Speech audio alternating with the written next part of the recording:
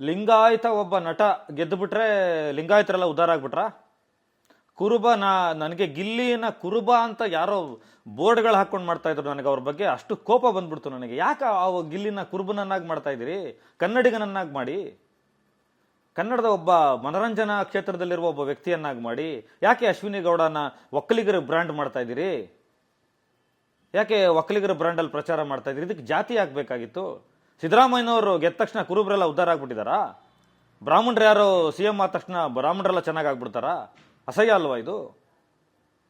ಯಾವುದೋ ನಟ ಇವರು ವಾಲ್ಮೀಕಿ ಜನಾಂಗಕ್ಕೆ ಸೇರಿದವರು ಅಂತ ಎಲ್ಲ ವಾಲ್ಮೀಕಿಗಳು ಮಾತ್ರ ಪಿಕ್ಚರ್ ನೋಡಿ ಗೆಲ್ಲಿಸ್ತಾರ? ಇವ್ರು ಒಕ್ಕಲಿಗ ಅಂತ ನೋಡಿ ಗೆಲ್ಲಿಸ್ತಾರ? ನಾಯ್ಡು ಅಂತ ನೋಡಿ ಗೆಲ್ಲಿಸ್ತಾರ? ಜಾತಿನ ಇಷ್ಟೊಂದು ಅಂಟಿಸ್ಕೋಬಾರ್ದು. ಇಷ್ಟೊಂದು ಅಂಟಿಸ್ಕೊಂಡು ಇಂಥ ಕ್ಷೇತ್ರಗಳಲ್ಲಿ ಕಲಾಕ್ಷೇತ್ರಕ್ಕೆ ತರಬಾರ್ದು. ಇದು ಈ ಸಲ ಅತಿ ಹೆಚ್ಚಾಗೋಯ್ತು. ಇದೇನಂದ್ರೆ ಯಾರ್ಯಾರ್ದೋ ಬೇಳೆ ಬೇಯಬೇಕಾಗಿತ್ತು, ಯಾರ್ಯಾರ್ದೋ ಲಾಬಿಗಳು ಬೇಯಬೇಕಾಗಿತ್ತು. ಅದಕ್ಕೆ ಬಿಗ್ ಬಾಸ್ನ ಸ್ಪರ್ಧಿಗಳ ಹೆಸರಲ್ಲಿ ನಡೀತಾ ಇದೆ. ಇದು ಸ್ವತಃ ಬಿಗ್ ಬಾಸ್ ಸ್ಪರ್ಧಿಗಳು ಇರೋರಿಗೆ ತೊಂದರೆ ಆಗುತ್ತೆ. ಇದು ಒಳ್ಳೆಯ ಲಕ್ಷಣ ಅಲ್ಲ ಸಮಾಜದಲ್ಲಿ. ನಾನು ಇದನ್ನ ಖಂಡಿಸ್ತೀನಿ.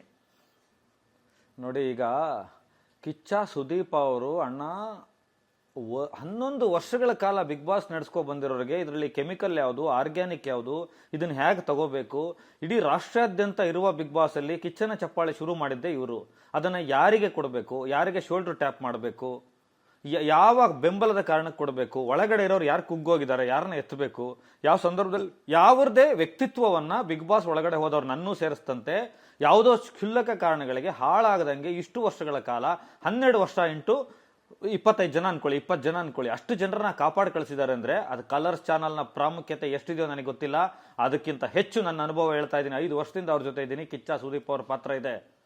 ಸ್ಪರ್ಧಿಗಳ ವ್ಯಕ್ತಿತ್ವ ಹಾಳಾಗದಾಗೆ, ಒಳಗಡೆ ಮಾಡಿದ ಎಷ್ಟೋ ತಪ್ಪುಗಳನ್ನು ಸರಿ ಮಾಡ್ಕೊಳ್ಳೋದಕ್ಕೆ, ಅವರ ಬದುಕನ್ನ ಸ್ವಚ್ಛ ಮಾಡೋದಕ್ಕೆ, ಬಿಗ್ ಬಾಸ್ ವೇದಿಕೆಗೆ ಬಂದ ಕಾರಣಕ್ಕೆ ಅವರಿಗೆ ಕಪ್ಪು ಮಸಿ ಬೆಳೆದಲೇ ಇರೋದು ಕಾರಣದಕ್ಕೆ ಎಲ್ಲರನ್ನೂ ಎತ್ತಿ ಹಿಡಿದು ಮನುಷ್ಯ ಪ್ರೀತಿಯನ್ನ ತೋರಿಸಿರೋದು ಕಿಚ್ಚ ಸುದೀಪ್ ಅವರು. ಅದರಲ್ಲಿ ಒಂದು ಪಾತ್ರ ಧ್ರುವಂತದ್ದು. ಧ್ರುವಂತ ಆಚೆ ಬಂದ್ಬಿಟ್ರಲ್ಲ, ಹಾಗಾದ್ರೆ ಕಿಚ್ಚ ಸುದೀಪ್ ಅವರಿಗೆ ಧ್ರುವಂತ ಮೇಲೆ ವಿಶೇಷವಾದ ಪ್ರೀತಿಯನ್ನ ರೀತಿಯಲ್ಲಿ ಫಿನಾಲೆಗೆ ಹೋಗ್ಬೇಕಿತ್ತಲ್ಲ. ಎಲ್ಲದಕ್ಕೂ ಒಂದು ಕಾರಣಗಳಿರುತ್ತೆ. ಆಮೇಲೆ ಈ ಅಬ್ಯೂಸಿಂಗ್ ಕಮೆಂಟ್ ಹಾಕೋರು ಅವ್ರಿಗೆ ಅದು ಕಿಚ್ಚ ಅವರಾಗಿರ್ಬೋದು, ಇನ್ನೊಬ್ಬರಾಗಿರ್ಬೋದು, ಮತ್ತೊಬ್ಬರಾಗಿರ್ಬೋದು, ಅವ್ರಿಗೆ ಅದೇ ಕೆಲಸ. ಅವ್ರಿಗೆ ಅದೇನೋ ಒಂದು ತೀಟೆ, ಅದೊಂದು ಸಮಾಧಾನ ಆಗುತ್ತೆ ಅವ್ರಿಗೆ. ಆ ಸಮಾಧಾನ ಮಾಡ್ಕೊಳಕ್ ಬಿಟ್ಬಿಡ್ಬೇಕು ನಾವು, ಅದನ್ನು ಗಂಭೀರವಾಗಿ ತಗೋಬಾರ್ದು. ಮತ್ತೊಬ್ಬನ ಚಟ, ಮತ್ತೊಬ್ಬನ ಹಠ, ಮತ್ತೊಬ್ಬನ ತೀಟೆಗಳನ್ನ ನಾವು ತುಂಬಾ ತಲೆಗೆ ತಗೋಬಾರ್ದು.